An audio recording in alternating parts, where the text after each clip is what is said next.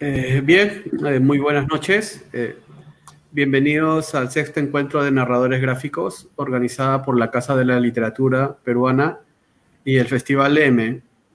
Agradecemos la presencia de Carlos Cavero y Carlos González, que Carlos González va a estar a cargo de la entrevista.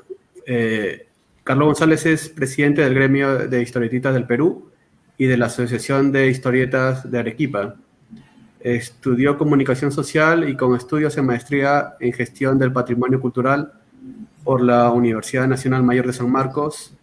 En 1997 funda Nagra Sociedad de la Historieta, es editor de cómics en Ediciones Altazor y coautor del estudio en didáctica de la historieta del segundo Encuentro Internacional de Comunicadores y Educadores, CIESPAL. Dejo a Carlos González a cargo de la entrevista. Buenas noches. Vamos a conversar de la historieta amazónica en general, de la historieta ucayalina en particular.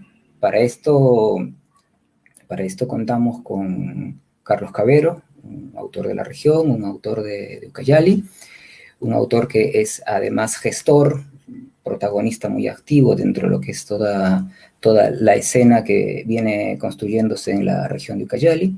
Carlos Cavero es vicepresidente de la Asociación de Historietistas de Ucayali, es organizador del Salón de la Historieta Ucayalina desde el año 2012, ha ganado el concurso amazónico de periodismo Fernando Sánchez Vela en la categoría caricatura, entonces es un periodista gráfico también. Crea el año 2010 el Ronzoco Azul, su personaje emblema, un personaje emblema de la región, y para el año 2011 gana con este personaje el concurso 20 mejores blogs en la categoría hobby. Posteriormente publica el Ronzoco Azul, el libro, el 2014, luego publicará el Ronzoco Azul Selva Madre, y este año, a los 10 años, el año de aniversario, que son 10 años de trayectoria del Ronzoco Azul, publica el Ronzoco Azul Peripecias Amazónicas. 10 años, una gran felicitación para esta trayectoria, este importante autor de la región, que además es humorista gráfico de un espacio de tiras cómicas en el diario Ímpetu que se llama Humor Trágico, un espacio que el año pasado estuvo de aniversario, que fue el quinto aniversario de este espacio Humor Trágico, que fue celebrado con una muestra en el Instituto Cultural Peruano Norteamericano de Pucallpa. Para hablar de la historieta amazónica en general, tenemos que entender que esta se desarrolla tanto en Iquitos como en Pucallpa, casi en paralelo, casi en simultáneo y en los últimos tiempos. Y además debemos entender que es una historieta que mira a su región, que tiene la vocación de mirar a su región. Eso es el rasgo principal y bastante singular, hasta en algunos casos de excepción. Otro caso particular también es que es una historieta que se origina en la tira cómica. Para el caso de Iquitos, se origina en 1984, con una tira cómica de una importante revista que es la revista Canatari, una revista que llegó a 1.450 números, una revista social de difusión del Centro de Estudios Teológicos de la Amazonía Peruana, donde aparecía una tira que se llamaba Pucacuri Tingotero, una tira que duró más de una década. Es una tira importantísima, porque además es de las pocas tiras a nivel nacional que fue continuada por otro autor. O sea, el autor deja la tira el año 91 y hay un siguiente autor que la continúa, ¿no? Eso es todo un paradigma, y obedeció a la necesidad del grupo editor de visibilizar la problemática de la región, la problemática social, la problemática ambiental, como era la revista Canatari. En Ucayali ocurre un fenómeno similar, ocurre un acontecimiento similar, pero algo después, ya entrado el siglo XXI. Aparece, sí, en las tiras cómicas, y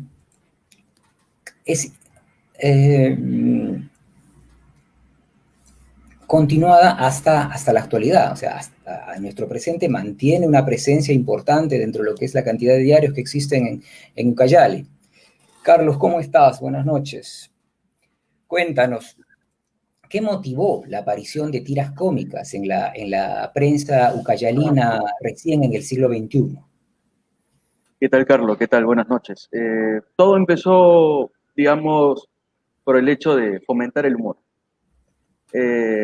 A inicios del 2000 teníamos el diario Ahora, que era el que primeramente necesitaba pues, reformular las tiras gráficas y consiguieron pues, a un humorista gráfico que se llama Gunther, que él inició con las tiras acá.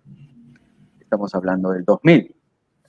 Luego se satirizaba, pues, las costumbres, ¿no? La vida en la selva, la vida en la Amazonía, que era prácticamente un show diario, ¿no? Hablaban sobre el calor, sobre las vecinas chismosas que estaban después de almorzar, que se paraban siempre en las noches, después de cenar, la gente en la tarde se iba y volvía a la huerta o afuera de la casa a conversar con los vecinos en esa época.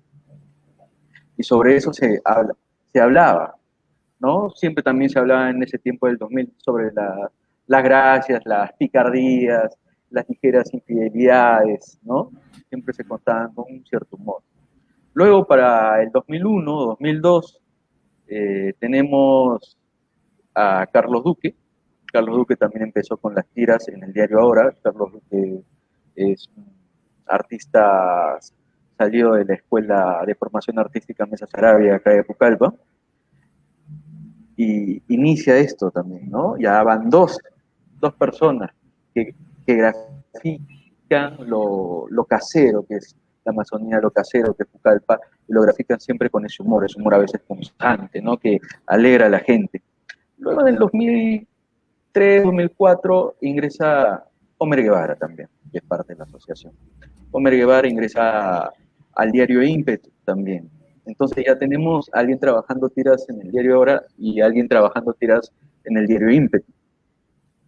Y así vinieron trabajando con el cheretero, con personajes ya que hablaban sobre las costumbres, siempre con el famoso plop que al final acompañaba el chiste para que la gente lo comprendiera de igual manera. Entonces era algo jocoso que a inicios de 2000 ya se empezara ya a trabajar en tiras más locales, ya no buscar chistes de otras localidades o de la capital para traerlos acá, sino ya trabajar en un producto regional. Tú entras Después de eso, yo entro a las tiras ya mucho después de ellos. Estamos hablando, ellos empiezan 2000, 2001, 2004 y se siguieron manteniendo por mucho tiempo con las tiras. Después ya vino Homer Guevara con el humor político también que lo trabajaba. Después en el 2009 trabajaron un proyecto de una revista llamada Oretachi, que lo hizo Benny Ríos con José Vázquez, que le llaman Fiesco, y con Marlo Barbarán, que en el 2010 da ya su fruto, ¿no? Que se llama Oretachi, que lo presentaron a mediados del 2010. En el 2010 también creé el Ronzoco Azul. Y digamos que ahí, a partir del 2010, conocemos mucho más gente que trabaja sobre el mundo del arte, de comunicar, de hacer historietas, de contar cosas, y empieza todo, a partir del 2010, ya en conjunto. Bien. Estas tiras cómicas en Iquitos motivaron a la necesidad de visibilizarlas, a la necesidad de buscar continuarlas, me refiero a la prensa, a la prensa de la región, y fueron parte de una suerte de compilación con la cual se armó el primer salón de la historieta amazónica el 2009. Un salón que empezó siendo puramente regional, o sea, solamente de Iquitos, y que con los años abarcó además a Ucayali. O sea, los autores de Ucayali llegaron a participar en este salón que todavía está en pie, un salón que dirige Jaime Choclote de la agrupación Pincel Verde. El 2009, entonces, ellos aparecen con esta propuesta del Salón de la Historieta Amazónica, y ustedes llegan el año 2012, a su primer salón, y además a formar la Asociación de Historietistas de Ucayali. ¿Es el Salón de la Historieta Amazónica fue el paradigma que ustedes siguieron para crear, para organizar lo que querían en Ucayali? Prácticamente con las tiras empezó todo. Después sacaron Oretachi y también aparecieron los webcómics. No solamente el Ronzoco Azul, también salió la Marmota Asesina de César Acevedo, Chuya de Homer Guevara, el tuyo Cospe de Julio Carrasco. Empezó una producción de webcómics que se empezaron a difundir por Facebook. Después vinieron las invitaciones. Jaime Choclote nos invitó a nosotros a contribuir, a ser parte de esas exposiciones que fue el Salón de la Historieta Amazónica por un par de años. En el caso de ustedes, o sea, a lo que me refiero es, en el caso de ustedes, su primera intención fue visibilizar lo que ya se venía haciendo y a los autores, o sea, porque para el 2012 ya había tira, entonces había que mostrar eso en un compilatorio, y de alguna manera su intención fue replicar el ejemplo de Iquitos. Prácticamente es lo que hicimos. Nosotros vimos con mucho cariño lo que hacía Iquitos, y también dijimos, nosotros también podemos hacer un salón de la historieta acá en Ucayali. Y lo hicimos en el 2012. Empezamos el 2012 con el primer salón, con 5 autores, 4 o 5 autores, y ahora somos prácticamente hasta 10 autores podemos ser.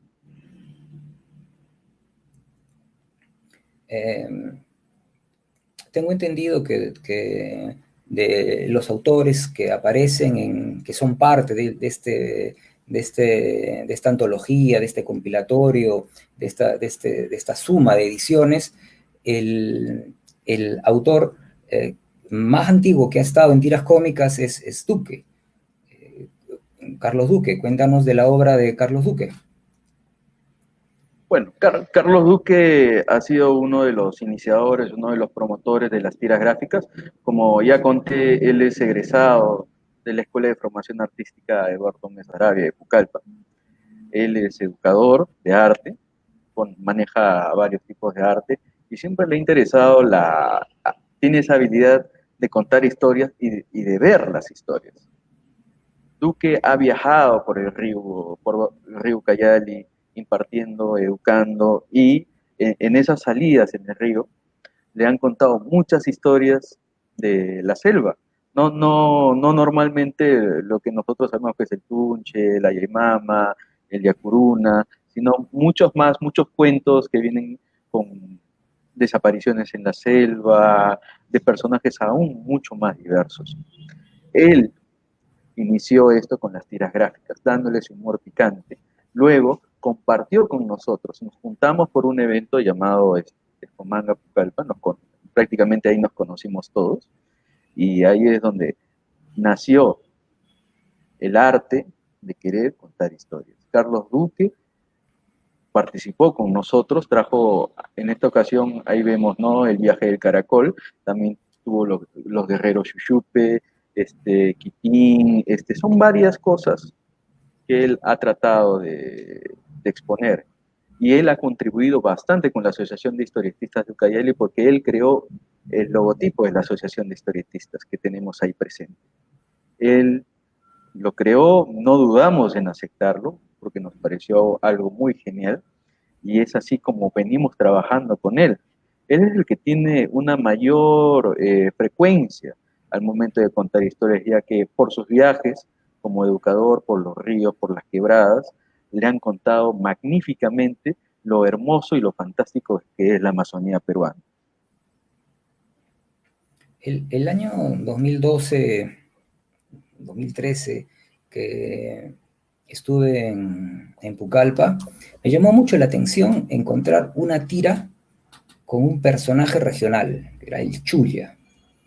Cuéntanos de la obra de Homer, este personaje y de la obra de Homer? Chuya fue una manera muy graciosa de contar sobre el Chuyachaki. En realidad el personaje pues habla del Chuyachaki. Él le da un toque de humor a este personaje, ¿no? Que nació de las leyendas, porque Chuya es una leyenda Chuyachaki es una leyenda muy conocida en la Amazonía y es como el protector, el defensor del bosque, ¿no? Que si alguien hace algo malo, ¿no? Se pierde, puede volver a su lugar si es una buena persona. Si es una mala persona que se dedica pues a la caza indiscriminada, obviamente va a ser totalmente tratado de una mala manera, perdido, emboscado, transformado. Entonces él creó el Chuyachaki, lo llamó Chuya, creó una serie de tiras muy, muy graciosas y envolventes que hablaban obviamente de mucho de lo que son las historias, los regionalismos, los relatos orales, ¿no? Que son muy conocidos acá y que profundamente cautivan a las personas. Para nosotros en Ucayali, en la selva, es muy normal, yo sé que es muy normal, pero siempre asombra a la gente que viene cuando escuchan esto. Homer también es humorista gráfico que en el 2004 ingresó al diario Ímpetu también a trabajar con tiras gráficas. Prácticamente él con Carlos Duque fueron uno de los iniciadores gráficamente de cómo contar historias. Y él también es egresado de la Escuela de Formación Artística Eduardo Mesa Sarabia. Él también ha creado Seiba, que es el personaje que tenemos ahora en pantalla, que es un joven que descubre que tiene poderes, ¿no? Que sus brazos se transforman en lianas, en armas también, y tiene estos seres amorfos que tratan de combatirlo. Tiene una gráfica muy interesante y una narrativa que falta mucho por explorar. Yo creo que cuando tenga más material, todos vamos a quedar muy sorprendidos sobre su trabajo. Tiene esa la gráfica de Omar siempre es muy fantasiosa. Tiene esa mezcla del manga, ¿no? Sí, tenemos mucho del manga en él, de haber visto tanto Dragon Ball Z, yo creo que ha calado fuerte. Y esa elasticidad al momento de graficar de Homer Guevara es totalmente impresionante. Él ha practicado siempre lo que son las gráficas en movimiento y siempre lo ha plasmado de muy buena manera al momento de graficar, de dibujar. Otro autor con mucha influencia del manga y que, como mencionaste, es además gestor del evento friki Expo Manga Pucallpa, es Benny Ríos. A él lo conocí en Lima. Lo conocí justamente por sus trámites de gestión, porque él tiene además ese perfil, es autor y es gestor. Cuéntanos de la obra de Benny Ríos. Bueno, como Benny Ríos es gestor cultural, obviamente, todo el mundo lo conoce acá en Pucallpa. También ha sido gestor del Expo Manga Pucallpa y también de los eventos culturales llamados asaltos culturales. A él lo conocí, obviamente, bueno, todos nos conocimos ahí en el Expo Manga Pucallpa. Me mencionó sus gráficas, él también fue los que inició con la historieta cuando publicó en conjunto con los demás autores Oretachi, junto con Marlo Barbarán y Fiesco. Él publicó una parte de lo que sería, pues, lo que digamos su ópera prima, que es el Zancudo, ¿no?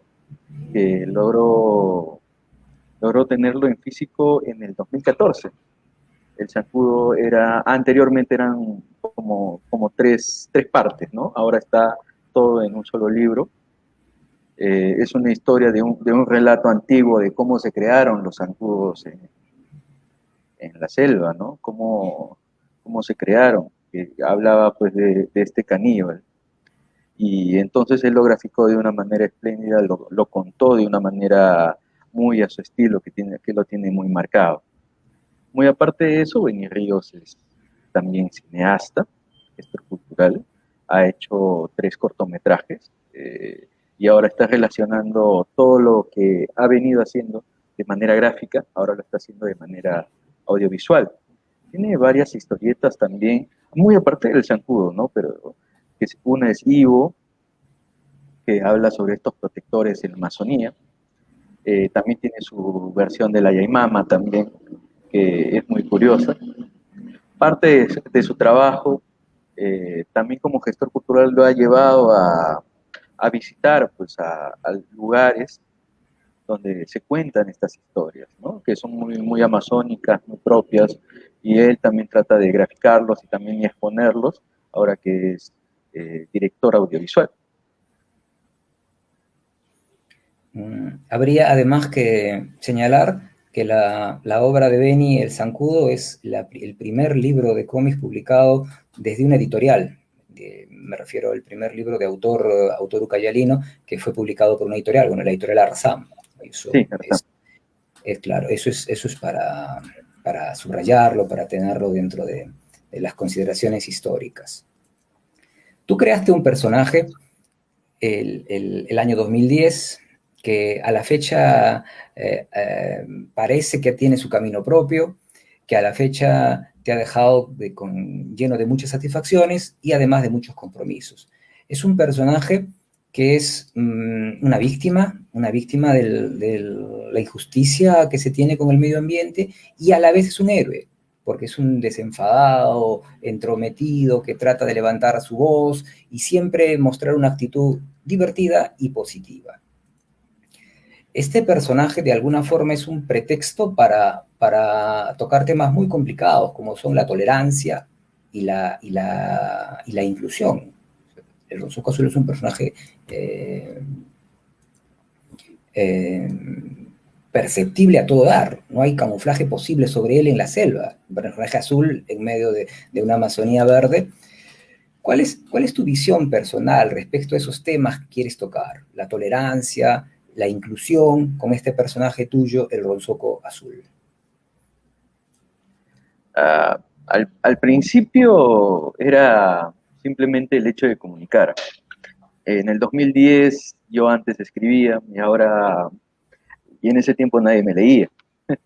Después dije, tengo que crear un personaje para que la gente pueda leerme, ¿no? Con poco texto siempre. Y así nació pues el Ronsoco, pues. Era el único que estaba disponible, que no habían agarrado pues los políticos para sus campañas, porque acá en las elecciones siempre agarran, ¿no?, otorongos, una cantidad de animales, ¿no? Y era el único que no podía malinterpretarse en temas políticos, no estaba manchado. Lo único que lo manché fui yo, ¿no? Lo pinté de azul, y el color azul era para hacerlo diferente. Era necesario contar historias que tengan que ver con el tema de verse diferente, de aceptarse, de quererse, y un animal que en la vida iba a tener ese color, iba a sobrevivir en la selva.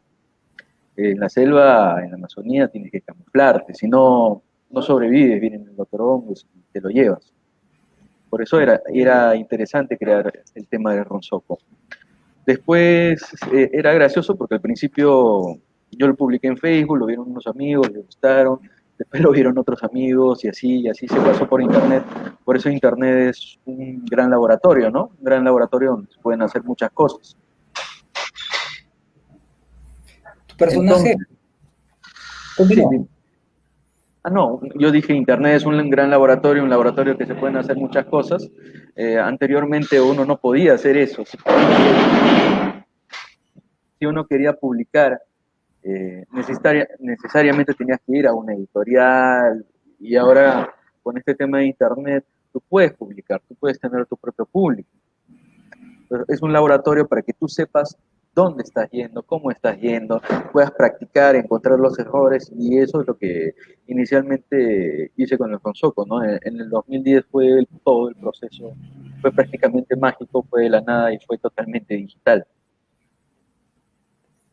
Bueno, aprovechando que tenemos las portadas ahí expuestas, que tienen mucha relación con los contenidos, los grandes problemas de la Amazonía, tanto ambientales como sociales, los vas tocando en el día a día de tus publicaciones, que han ido saliendo por temporadas, y curiosamente en la última publicación parece que el Ronsoco se enfrenta a problemas aún más trágicos, o sea, desde la portada incendiada hasta el hecho de tocar temas como los incendios forestales, que son temas que no hay vuelta atrás, o incluso cómo se ha acentuado la inseguridad ciudadana en la ciudad de Pucallpa. El Ronsoco Azul, de una u otra forma, se enfrenta cada vez a circunstancias más complicadas, a tragedias cada vez más acentuadas. ¿Cuál es tu visión personal de eso, de los grandes incendios forestales y de estas tragedias que parecen irreversibles? Es que los cambios que tenemos ahora son totalmente peligrosos para la salud. Los grandes incendios forestales que se viven acá en Ucayali, hace poco nomás hubo un gran incendio donde tuvieron que ir los bomberos, y era terrible, ¿no? Tú veías que caía ceniza en las calles, la humareda, mezclado el cielo, ¿no? Con ese cielo grisáceo por toda la humareda que había. A veces uno se despierta en la mañana y piensa que es neblina, pero no, no es neblina, es humo. O sea, es algo dañino. Y la Amazonía, yo siempre he dicho, la Amazonía es un lugar hermoso, pero es un lugar muy frágil, totalmente frágil. Porque tú cortas unos árboles y ese terreno hermoso que había se convierte en una arena. Muere vegetación, mueren fauna, microorganismos, todo eso muere y se convierte en una arena. Y eso la gente se lo toma muy a la ligera. Van, vienen, cortan, cemento por todos lados y al final no hay esa conciencia. Ahora, pues yo me acuerdo cuando cortaban todos esos árboles que había en la avenida Centenario, ahora hace mucho más calor. Hace mucho más calor. Y es así, los árboles están sombra, son frescos, pero tú cortas esos árboles, pones cemento, igual, te mueres de calor, sube la temperatura. Y eso la gente se está dando cuenta poco a poco. El tema de la basura, la contaminación, es terrible cómo una ciudad quiere crecer, pero no tiene esa conciencia, ¿no? Puedes crecer todo lo que quieras, pero mira, no puedes contaminar, no puedes hacer esto, no puedes hacer lo otro.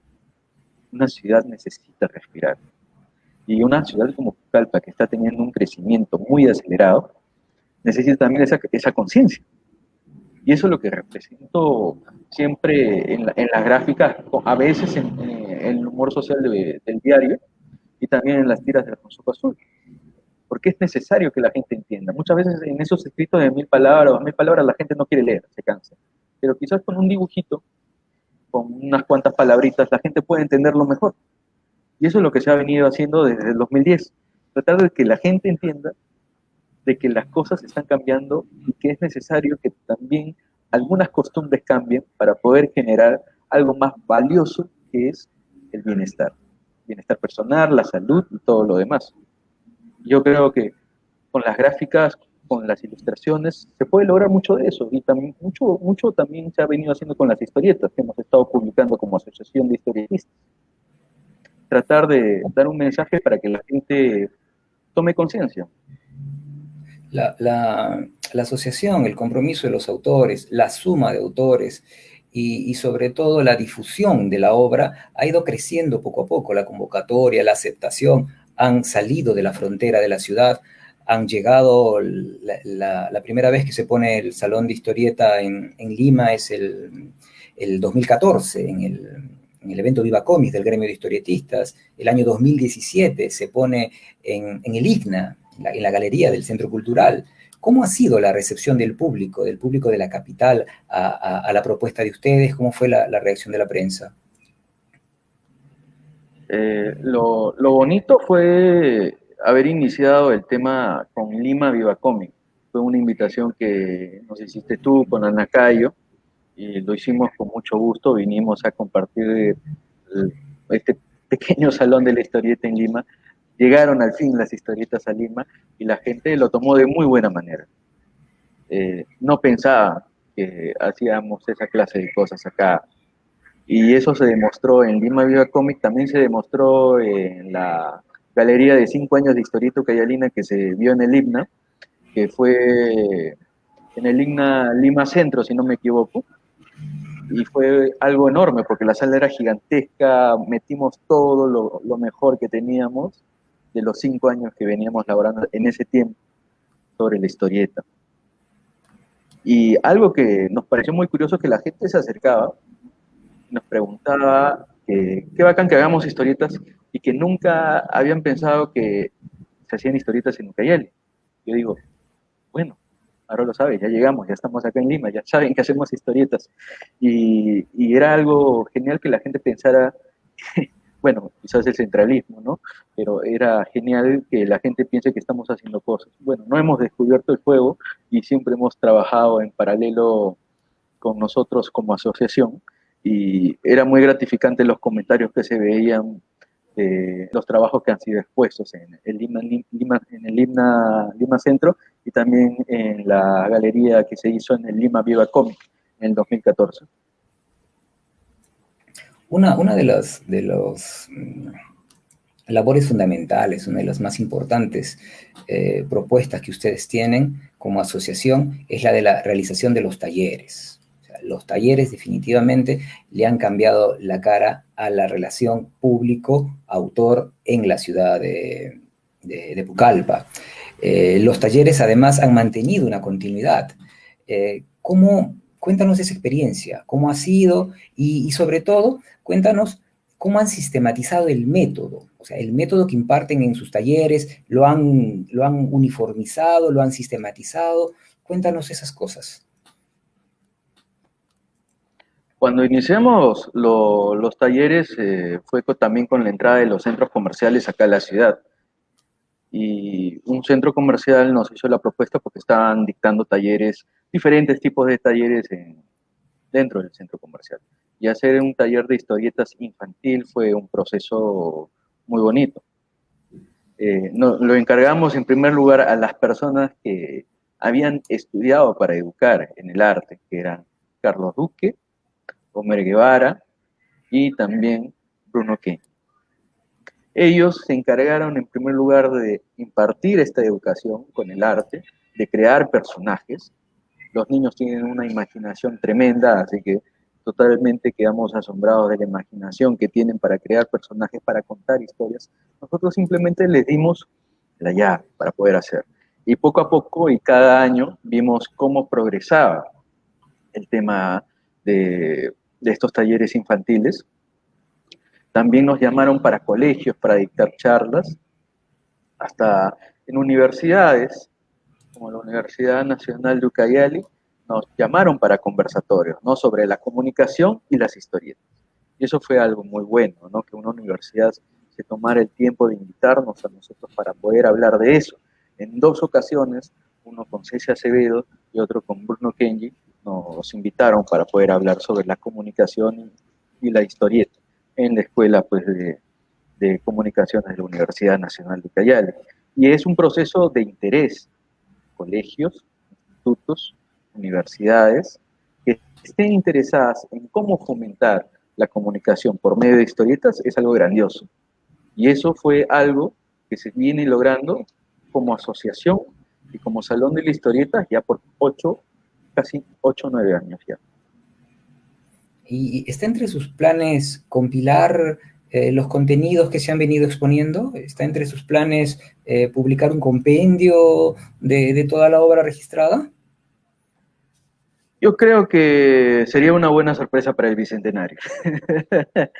Sacar una versión impresa con lo mejor de nuestras obras para este 2021, para que todos puedan tener un poco del trabajo que se ha venido haciendo por estos 9 años. Como asociación, yo creo que se puede hacer para el Bicentenario un compilado, un impreso en físico, para que se puedan llevar todos algo. Y mirando hacia futuro, como bien lo haces, ¿cómo se ven de acá a unos años, de acá a 5 años, 10 años? ¿Cuáles son los grandes propósitos hacia los cuales ustedes caminan? Hay mucha información sobre temas amazónicos, relatos orales, infinidad de relatos orales, que nosotros como asociación podemos llevarlo a la historieta, cuentos, relatos, y todo eso se va adelante. Con la asociación venimos trabajando ya desde buen tiempo con el tema de los talleres infantiles. Tratamos de hacerlo cada año, tratamos que se realice cada año y tratamos de que desde ahí parta, desde la niñez, eso de dibujar, graficar, educar, enseñar. De acá a 5 años o a 10 años, esas mismas personas, esos mismos jóvenes o niños, podrían ser parte de la asociación o podrían ser parte de otras asociaciones donde el interés sea comunicar, qué es lo que queremos, educar y comunicar por medio de historietas, siempre trabajando y comunicándonos con los diferentes centros del Estado y de gobiernos y empresa privada que estén dispuestos a apoyarnos para lograr eso. Porque lo que nosotros necesitamos, muy aparte de exponer nuestras gráficas, es algo que es muy en común, que es comunicar. Y eso es algo que se ha venido llevando desde hace mucho tiempo, desde los relatos orales que te contaba la abuela en el fogón, hasta nosotros que hemos tomado esas historias también y debemos comunicarlo. A esta nueva generación quizás le falte aprender un poco de esa historia, esas leyendas, esos mitos que hay en la Amazonía.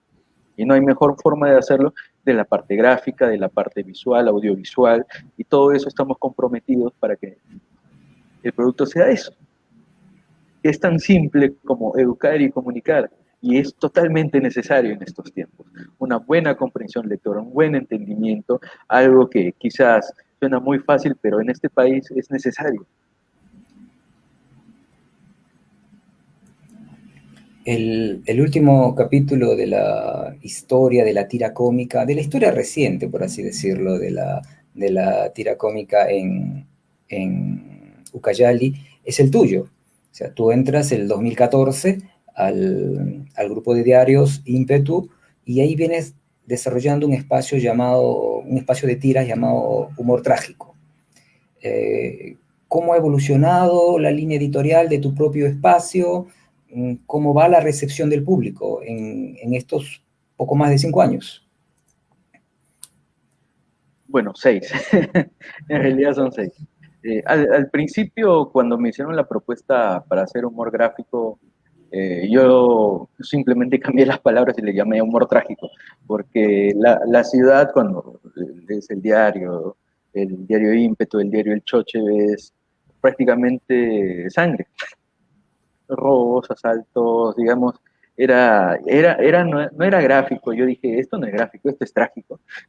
Entonces lo comencé a llamar así y graficar el medio social más que todo, porque era decir, oye, mira, estás contaminando, oye, están asaltando, date cuenta que tienes que ser más precavido, date cuenta que tienes que hacer esto o lo otro, o jugar con las leyendas, interactuando con el público, los mitos y leyendas, como el Grupo Colorado, el Yacuruna, el Ayaimama, el Tunchi. Entonces era eso para complementar, porque prácticamente en las tiras hay mucha sangre también, hay mucho rojo. Digamos que el color rojo es lo que más se imprime en el diario ahora y es lo que también toca graficar. También en temas políticos es muy trágico. Las gestiones han demostrado tener un hermoso piloto automático, pero el tema social es mucho más interesante porque es la población la que se debe dar cuenta que es necesario cambiar algunos, reeducarse y también, si es necesario, alzar una pequeña o una gran voz de protesta. Ahora, con esto de los medios digitales, se siguen publicando las tiras ahora por los medios digitales del diario Ímpetu. Lo están sacando por Facebook, por Twitter, por Instagram, por todos lados, gracias a los medios digitales. Y están llegando a más lugares, ya no solamente impresos, sino totalmente digital. Y lo importante es que la gente se dé cuenta de algunas particularidades. Yo siempre digo, tú puedes salir a la calle y puedes ver una infinidad de motocares, pero si sales a la calle y miras con detenimiento puedes encontrar cosas muy asombrosas. Y eso es lo que se trata de que la gente se dé cuenta, de esos Pero detalles. en tus tiras, a veces te orientas a personajes muy locales, a acontecimientos muy locales, y tus tiras van en redes, y las redes no son locales, o sea, las redes los puede ver gente hasta de más allá de la frontera nacional. O sea, ¿eso no te ha generado quizás algún comentario o una necesidad tuya de replantearte cómo debes hacer tus tiras? Porque hay tiras que sí son perfectamente entendibles a nivel nacional y hay otras tiras que son muy ucayalinas, con personajes muy ucayalinos, con situaciones que deducimos, este debe ser un corrupto, este debe ser un funcionario, este debe ser pataplín, pataplón, pero eso queda a nuestra deducción. O sea, eso no te genera una necesidad de replantearte. ¿Cómo convives con esa suerte de doble público? En su mayoría las gráficas son muy regionales y es para la gente de acá de Pucallpa. A veces llega a otros lados por esto de los medios digitales, llega a otros lados y la gente me dice, no entendí.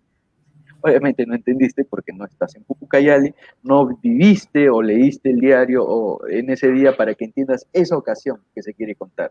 Y eso pasa muy seguido cuando converso con otros humoristas gráficos a nivel nacional y a veces en Sudamérica, que a veces por aferrarse, ¿no?, a contar la historia o la noticia que es muy propia, muy local, en otros lugares no la entienden.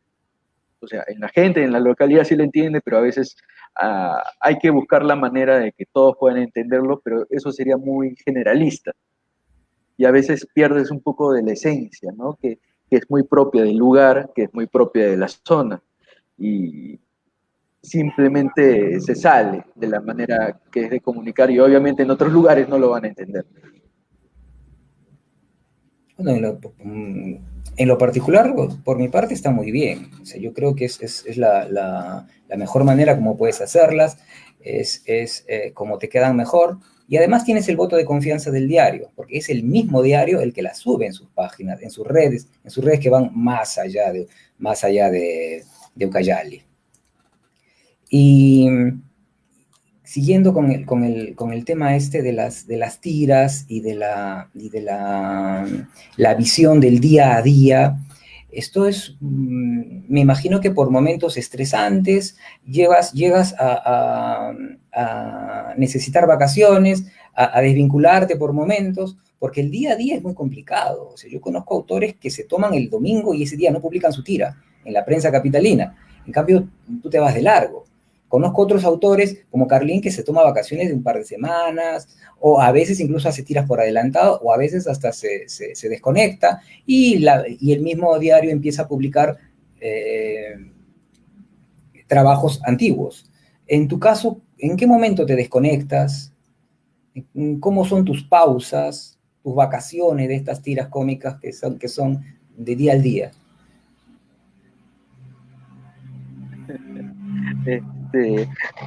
Ya me quiere usted deprimir, ¿ya?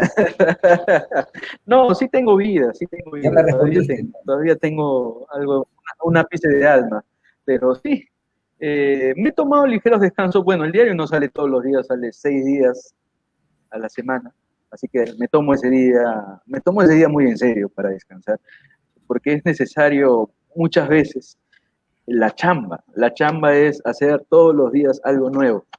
Y para el diario 20 te prendieron choche, así que tengo que hacer dos cosas